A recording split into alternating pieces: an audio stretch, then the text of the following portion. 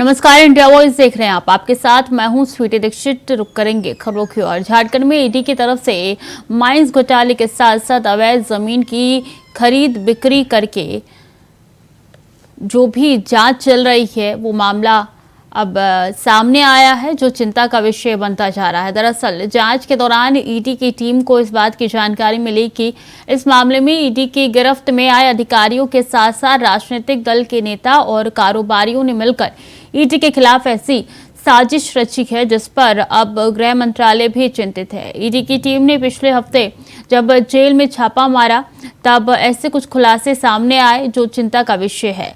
BJP ने ED के खिलाफ जेल के अंदर साजिश रचे जाने का तीखी प्रतिक्रिया दिया है। पार्टी के प्रवक्ता प्रतुल शाहदेव ने साफ किया है कि ईडी की टीम को जानकारी मिली है कि ईडी के परिवार और उन्हें नुकसान पहुंचाने के लिए नक्सली संगठनों का भी सहारा लिया जा रहा है। साथ ही साथ किसी महिला के माध्यम से भी ईडी की टीम को फंसाने की पहल की गई है।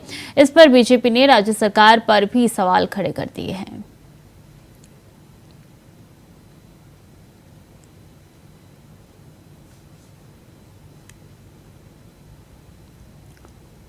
तो खुलासे से गृह मंत्रालय भी चिंतित है, क्योंकि इससे पहले हमने देखा था अधिकारियों के नाम निकल के सामने आए थे, लेकिन अब नाम जो है वो राजनीतिक गलियारों में भी हड़कंप मचा रहे हैं। राकेश कुमार स्टेट हेड ज्यादा जानकारी के साथ जुड़ चुके हैं रांची से। राकेश जी, ये चौंकाने वाले खुलासे हो रहे हैं। चल रही है और उसमें कई ऐसे नाम सामने आए हैं जिसको लेकर लगातार कहीं न कहीं दबिश बढ़ती जा रही थी ईडी की। तो ऐसे में एक मामला सामने आया है कि ईडी ने जिन लोगों को पहले गिरफ्तार किया है, जिनकी जेल में बंद है, जो वो एक साजिश के तहत ईडी की टीम को फंसाने की कोशिश कर रहे थे और इसकी सूचना जब ईडी को मिली तब जाकर जेल में छापेमारी की गई थी। और अब जाकर कहा जा रहा है कि जिन बातों का जिक्र किया जा रहा है ईडी की तरफ से, उसमें नक्सलियों के साथ साजिश रचने की बात कही जा रही है जेल के अंदर से। और साथ साथ ये भी कहा जा रहा है कि जिस तरीके से एक महिला के नाम पर कहीं न कहीं फंसाने की भी कोशिश की जाएगी ईडी की टीम को। तो कुल मिलाकर ये देखा जा रहा है कि अब ईडी के खिलाफ ही जो आरोपी है वे साजिश रच रहे हैं और कहीं न कहीं से बड़ी साजिश के रूप में ईडी की टीम देख रही है।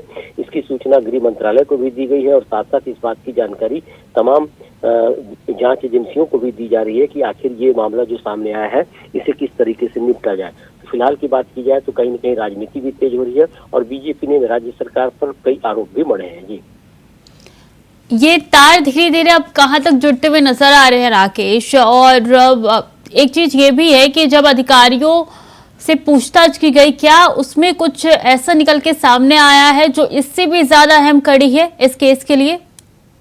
देखिए, जो बंद है जेल में, जो बंद है अभी फिलहाल, आरोप जिन पे है ईडी की तरफ से कि इन्होंने माइंस घोटाले किए हैं, जमीन का घोटाला किया है, तो इन जो आरोपी हैं उनसे पूछताछ जब की जा रही थी तब सारी जानकारियां जैसे जैसे आ रही थी तब तब ईडी की कार्रवाई बढ़ रही थी आगे।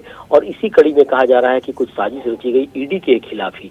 तो ऐसे में अब इस बात की जानकारी जो सामने आई कि कई अधिकारी मिले हुए हैं राज्य सरकार के और बिना उनके संरक्षण के जेल में इस तरीके की चीजें नहीं हो रही थी। और ईडी की टीम ने जब पिछले दिनों जेल में छापेमारी की थी उस दौरान सीसीटीवी के फुटेज भी निकाले थे, उसमें कई ऐसे अहम सबूत भी मिल रहे हैं जिसको लेकर अब आगे ईडी की टीम कार्रवाई करेगी।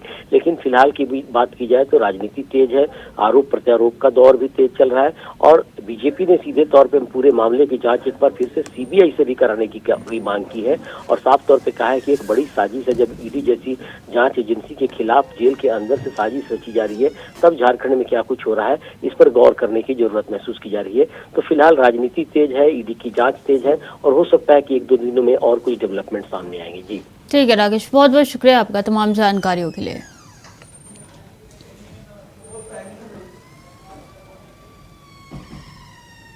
और जोधपुर में मुख्यमंत्री अशोक गहलोत ने नामांकन से पहले अपनी सिस्टर का आशीर्वाद लिया।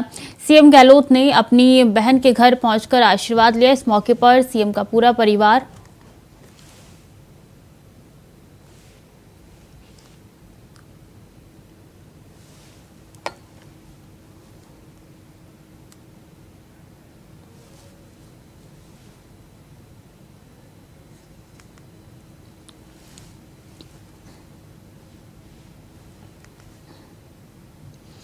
राजस्थान के मुख्यमंत्री अशोक गहलोत ने आगामी विधानसभा चुनाव के लिए सरदरपुरा विधानसभा क्षेत्र से नामांकन दाखिल किया। गहलोत के नामांकन दाखिल करते वक्त हजारों की संख्या में कांग्रेस कार्यकर्ता भी पहुंचे। सरदारपुरा को कांग्रेस के गढ़ के रूप में देखा जाता है और 1998 के बाद से सभी चुनावों में गहलोत इस सीट से जीते हैं। 2018 के विधानसभा चुनाव में भी उन्हें 63% वोट मिले थे। नामांकन पत्र उन्होंने दाखिल कर दिया है और दाखिल करते वक्त मुख्यमंत्री की पत्नी सुनीता गहलोत और बेटे वैभव गहलोत भी उनके साथ मौजूद रहे।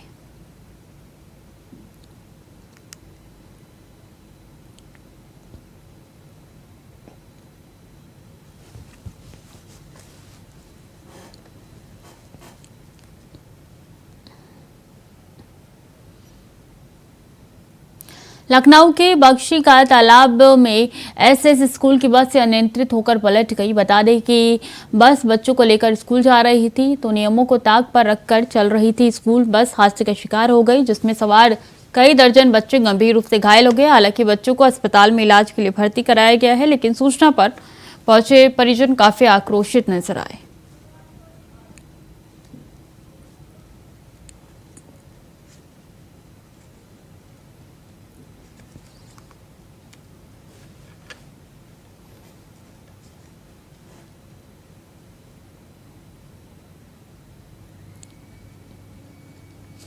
और संभल के रजपुरा थाना इलाके के गांव से एक दिल दहला देने वाली खबर सामने आई है, जहां घर में सोते किसान की गर्दन काटकर हत्या कर दी गई, जिसके बाद गांव में सनसनी फैल गई। बता दें कि सूचना पर पहुंची पुलिस ने शव को कब्जे में लेकर आगे की जांच पड़ताल में जुट चुकी है।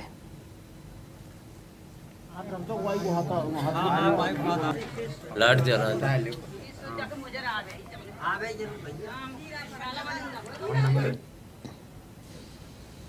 और गाजियाबाद के लोनी थाना और स्वात टीम की बदमाशी से मुठभेड़ हो गई, जहां महिला शिक्षिका से कार लूटने वाला बदमाश दीपांशु को गोली लगने के बाद गिरफ्तार कर लिया गया। बता दें कि देर रात चेकिंग के दौरान मुठभेड़ हुई है, तो वहीं बदमाश को अस्पताल में भर्ती कराकर एक बाइक, एक तमंचा, खाली खोखे बरामद किए गए।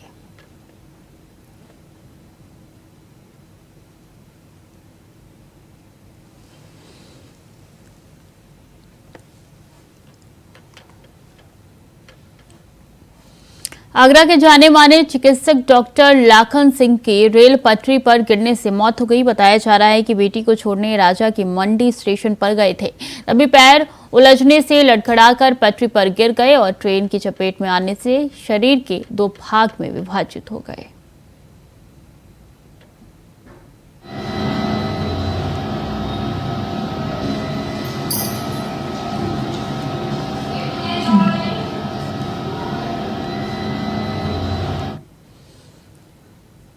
खबर लखनऊ से है, जहां चारबाग में वॉशिंग एरिया में भीषण आग लग गई। बता दें कि लॉन्ड्री रूम में लगी आग ने विकराल रूप ले लिया। सूचना मिलते ही मौके पर पहुंची दमकल की आधा दर्जन से अधिक गाड़ियों ने आग पर काबू पाया।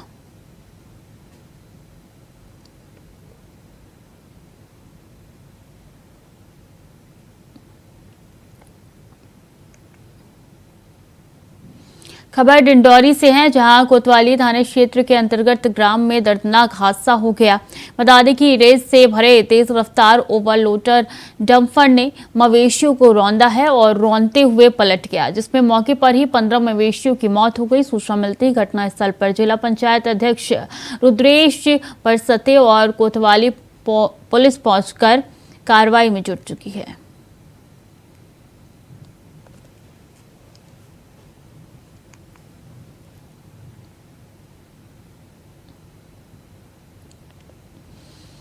रायबरेली के उचार कोतवाली क्षेत्र के कैंथवल गांव में संदिग्ध परिस्थितियों में खाना बनाते समय युवती झुलस गई। बता दें कि युवती की हालत नाजुक बताई जा रही है, जिस वजह से सीएचसी से युवती को जिला अस्पताल रेफर कर दिया गया। बताया जा रहा है कि डॉक्टर के अनुसार 40 से 45% युवती झुलस चुकी है, जिसके बाद युवती को बर्न वार्ड में शिफ्ट किया गया है।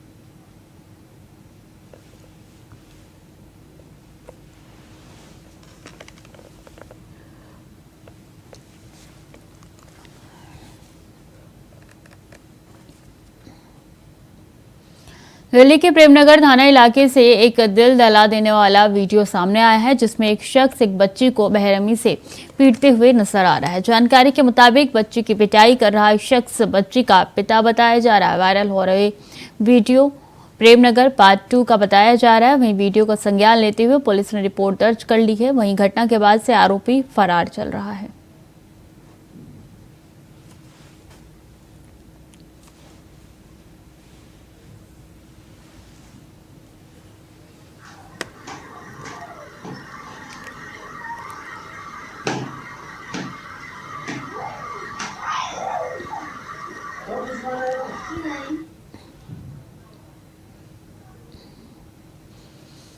और रायबरेली में 9 साल की बच्ची के साथ दुष्कर्म हुआ है, जिसके बाद उसे गंभीर हालत में लखनऊ रेफर किया गया। आरोपी की उम्र 55 है, जो कि फरार चल रहा है। वहीं पुलिस अधीक्षक ने आरोपी की तलाश के लिए 4 टीमें लगाई है। मामला खीरो थाना इलाके के पाहो गांव का है।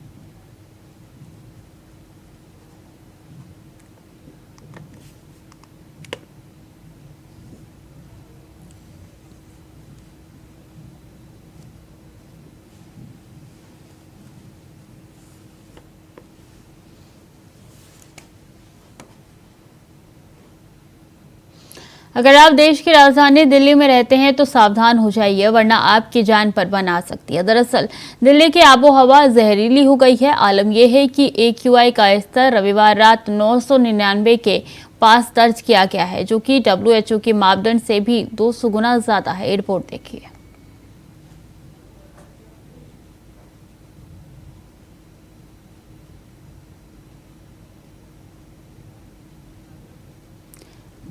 सावधान सावधान सावधान, दिल्ली में रहते हैं तो हो जाइए सावधान, वरना लापरवाही आपकी जान पर बन सकती है। दरअसल दिल्ली की आबोहवा अब कोबरा के जहर से भी ज्यादा खतरनाक बन गई है। राष्ट्रीय राजधानी दिल्ली और आसपास के कई इलाकों में हवा की गुणवत्ता रविवार की सुबह गंभीर श्रेणी में बनी रही। यहाँ शहर में घना जहरीला धुआं छाया रहा, जिससे दृश्यता काफी कम हो गई। केंद्रीय प्रदूषण नियंत्रण बोर्ड के मुताबिक दिल्ली में इस हफ्ते लगातार चौथे दिन AQI गंभीर श्रेणी में दर्ज किया गया, जिससे दिल्ली और NCR के इलाकों में रहने वाले दमा और सांस के मरीजों की टेंशन बढ़ गई है। वहीं लोगों को आंखों में जलन, सांस लेने में दिक्कत, गले में खराश की समस्या महसूस हो रही है। दिवाली से पहले ही दिल्ली में प्रदूषण बेहद खतरनाक स्तर पर पहुंच गया है।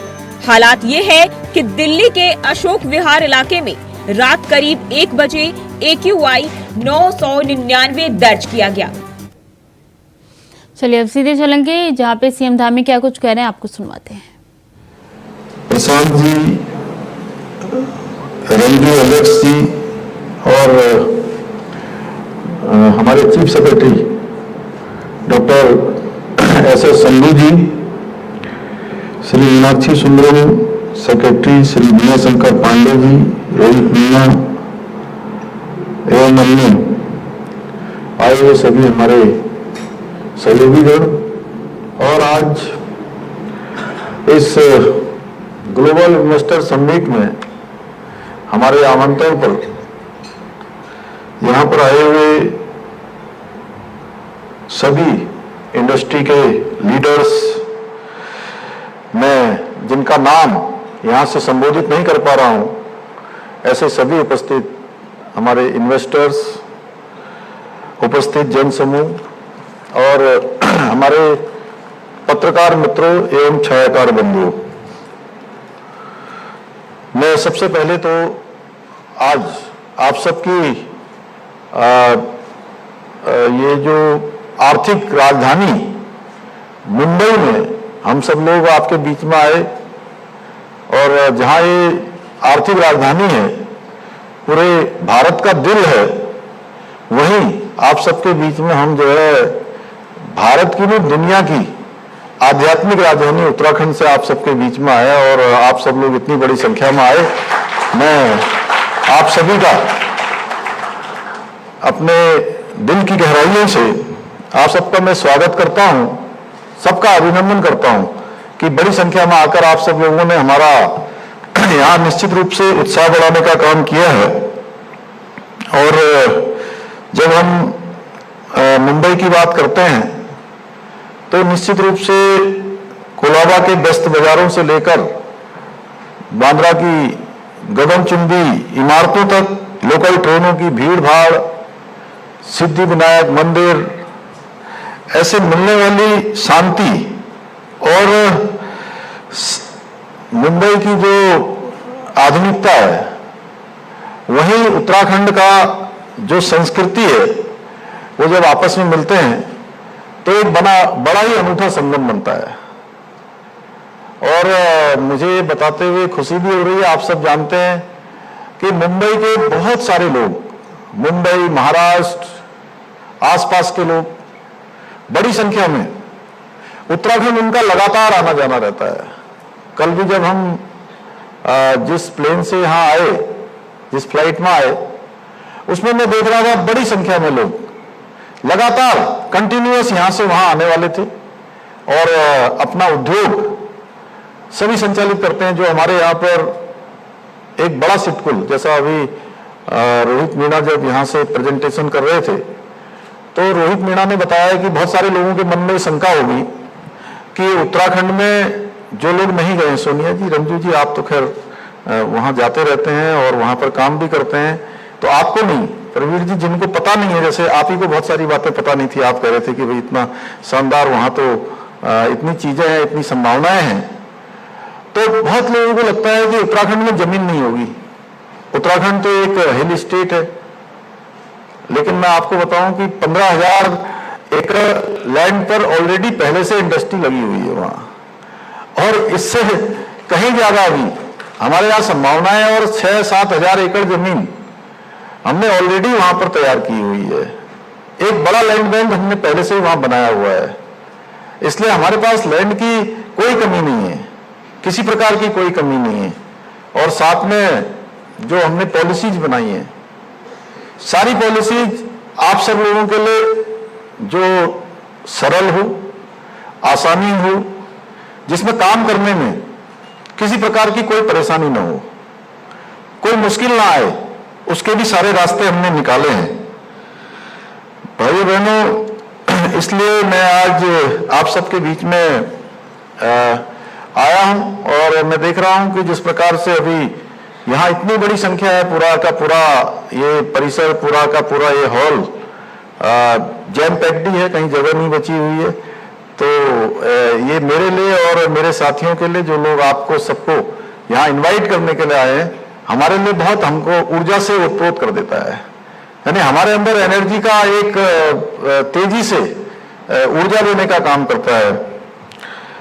मेरा मानना है कि महाराष्ट्र, विशेषकर मुंबई और उत्तराखंड दोनों एक दूसरे के पूरक हैं। जहां ये महाराष्ट्र ये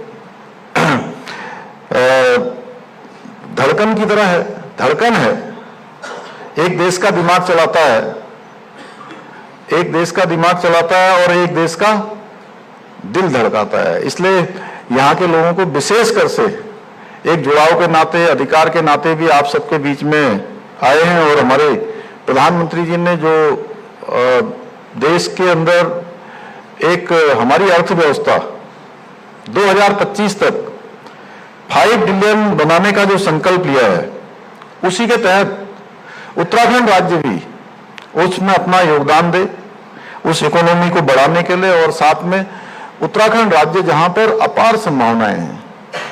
अभी मैं पिछले दिनों इंग्लैंड भी गया था, वहां पर लंदन में, लंदन में, बर्मिंघम में और बहुत सारे स्थानों पर जाकर वहां के लोगों से मिला था। उसके बाद अबू धाबी और दुबई में भी रोड शो के माध्यम से, अन्य माध्यमों से, व्यक्तिगत रूप से भी जहां लोगों से मैंने चर्चा करी, तो मैंने देखा कि सभी लोगों ने कहा कि उत्तराखंड में अपार संभावनाएं हैं। जब हम दुबई में जाते हैं तो देखते हैं बड़ी बड़ी बिल्डिंगें हैं। मैंने पहली बार मैं दुबई गया था, लंबी बिल्डिंग ऐसे देखो तो दिखती ही नहीं है। बुर्ज खलीफा में तो ऊपर चढ़े तो संधू साहब, वो जो है वो जो लिफ्ट चल रही थी, लिफ्ट में भी हवा की आवाज आ रही थी जब ऊपर चल रही थी। तो लेकिन मैं जैसे ही वो बुर्ज खलीफा से बाहर आया, उन्होंने वाटर फाउंटेन और वो शो होना था, 2-3 मिनट का शो हुआ, उसके बाद हम बाहर आए तो अंदर तो एसी चल रहा था और बड़ा अच्छा लग रहा था। जैसे ही हम बाहर आए और गाड़ी का इंतजार करने लगे, मुझे लगता है 10 मिनट हमको इंतजार करना पड़ा। 10 मिनट में हम सारे के सारे रंजू जी जो है सब पसीने से तरबतर हो गए। लेकिन उत्तराखंड में ऐसा नहीं होगा। उत्तराखंड में आप उद्योग लगाएंगे, उत्तराखंड में होटल बनाएंगे, उत्तराखंड में कोई और काम करेंगे तो बाहर जितना टेम्परेचर अंदर जितना हो रहा होगा, बाहर उससे बहुत कम हो रहा होगा। आपको वहां ठंड लगेगी। यानी कि दो अंतर है दोनों चीजों में। एक वहां पर मैन मेड और यहां पर सब कुछ जो है कुछ ही अपने हाथ से बनाना है, बाकी सारा का सारा गॉड मेड। तो सब कुछ जो है भगवान का बनाया हुआ है। तो ऐसा स्थान है उत्तराखंड, इसलिए आप सब लोगों से हम लोग आमंत्रित करने के लिए आए हैं। और मैंने जब से उत्तराखंड राज्य के मुख्यमंत्री के रूप में काम करना शुरू किया, तो ये सोनिया जी जानती हैं, हमने लगातार सबसे कम्युनिकेशन किया, लगातार संवाद किया, लगातार बातें करी। और इंडस्ट्री समूह के लोगों ने, इन्वेस्टर ने जिस प्रकार की हमसे पॉलिसियों की अपेक्षा करी, उस प्रकार की पॉलिसीज को हमने बनाया, उसी का परिणाम है। और जब हम आपके बीच में आए हैं, तो आपके बीच में आने से पहले हम सारी पॉलिसीज बनाकर आए हैं। जो भी सुझाव लोगों के आए हैं, जितनी एडवाइज आई है, जितनी जरूरत आई है, या जिन कामों को इंडस्ट्री को चलाने के लिए, इन्वेस्टर के लिए, किसी भी फील्ड में, बहुत सारे फील्डों की हम बात कर रहे हैं, सभी फील्डों में, तो उनको उनके अनुकूल बनाकर तब हम आपके बीच में आए, तब हम बात कर रहे हैं। और अभी भी जब हम बात कर रहे हैं तो आपके बीच में से जो भी सुझाव, जो भी बातें हो रहेंगी, उन बातों को भी हम अमल में लाएंगे। हमने अपने आप को बहुत लिबरल बनाया है, क्योंकि हम जानते हैं कि कोई भी इन्वेस्टर है, कोई इंडस्ट्री लगाने वाले हैं, कोई व्यापार करने वाले हैं, वो व्यापार करने वहीं जाते हैं जहां वो सुरक्षित स्थान देखते हैं, फ्यूचर देखते हैं। और मैं अपने हमारे चीफ सेक्रेटरी साहब बैठे हैं और लोग बैठे हैं, मैं सबसे एक बात कहता हूं कि जो भी इन्वेस्टमेंट करने आएगा, जो बड़े उद्योग समूह हैं वो तो बहुत सारे स्थानों पर इन्वेस्टमेंट करते हैं।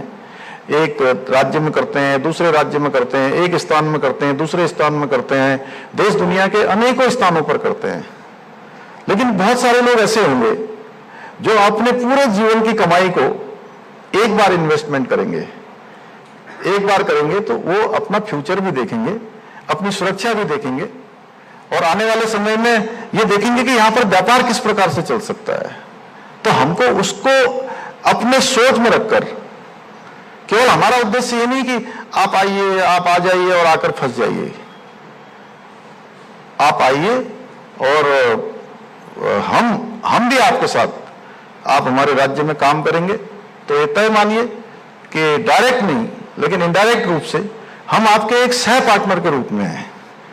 सह पार्टनर जो आपके इंडस्ट्री को आगे बढ़ाने के लिए, इंडस्ट्री को सुरक्षा देने के लिए, इंडस्ट्री के भविष्य को सुरक्षित करने के लिए, और इंडस्ट्री का विकास होता रहे, इंडस्ट्री चलती रहे, उसके लिए सरकार भी बराबर चिंता करेगी। क्योंकि केवल ये नहीं होगा कि बहुत सारे लोग आते हैं, इंडस्ट्री एक बार शुरू करते हैं, कई बार इंडस्ट्री रुक जाती है, कई बार बीच में उनको अपना काम रोकना पड़ता है। तो इस प्रकार का हम नहीं चाहते, इसलिए हमने कहा है कि हम बात करके लोगों से उनकी बातों को समझकर और उनके अनुकूल नीतियों को बनाकर हम उसमें काम कर रहे हैं। और इसीलिए हमने जो उत्तराखंड का भी अंतिम कोना है, उस कोने तक विकास पहुंचे, उस कोने तक लोग पहुंचे। अभी टाटा की बात हो रही थी, उन्होंने कहा है कि अब कुछ ऐसे राज्य वो ढूंढ रहे हैं जहां पर अभी जीडीपी कम है।